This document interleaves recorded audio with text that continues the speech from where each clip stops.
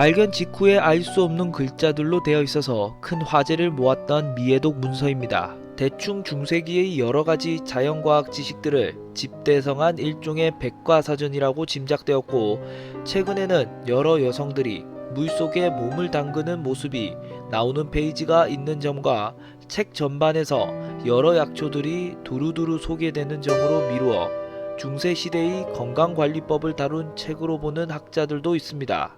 문서에 적힌 언어의 정체가 밝혀져 있지 않고 저자도 미상으로 많은 사람들의 호기심을 자극하고 있습니다. 루트비판 베토벤이 스스로 남긴 기록에서 불멸의 연인이라고 언급한 인물입니다. 그의 젊은 시절의 첫사랑인 줄리에타 귀차르디라는 여자나 그녀를 소개해준 친구 테레제 폰 브룬스비크, 그리고 그의 말년에 맞은 동명이인인 여제자라는 설도 있고, 앞서 언급한 여사친 테레제의 언니인 요제피네 폰 브룬스비크가 불멸의 연인이라는 설도 있죠. 베토벤의 대표작 중 하나인 엘리제를 위하여의 엘리제가 이 불멸의 연인을 가리키는 말이라는 설도 있습니다.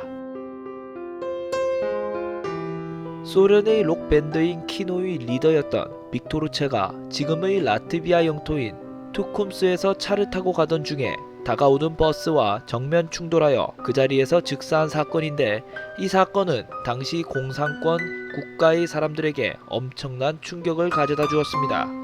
왜냐하면 빅토르체는 단순히 잘나가는 록스타가 아니라 당대 가장 유명하고 활동적이었던 자유주의 운동가였기 때문이죠. 그래서 이를 못마땅히 여긴 소련 당국의 수뇌부들이 그를 사고로 위장해서 고의로 죽였다는 설이 심도 있게 제기됩니다. 당시의 정황도 단순 사고라고 보기엔 너무나도 의심스러운 정황이 많습니다. 사마충은 현재 기준으로 경계선 지능 내지는 3급 정도의 지적 장애를 가졌던 사람이었습니다. 이 황제의 장애에 대한 발생 원인이 의학계의 미스터리로 남은지라 그저 선천적으로 불운한 확률에 걸렸다는 설부터 시작해서 어떤 외부의 세력이 고의적으로 다치게 해서 멍청하게 만들었다는 설까지 나돌았습니다. 유력한 설은 선천적인 원인이 있다는 것입니다. 유대교 역사의 연구에 있어서 매우 중요한 사료인데, 발견 당시에는 사해 근처의 동굴에 봉인되어 있었습니다. 문제는 언제 어떤 경위로 이 문서들을 봉인했는지가 불분명합니다.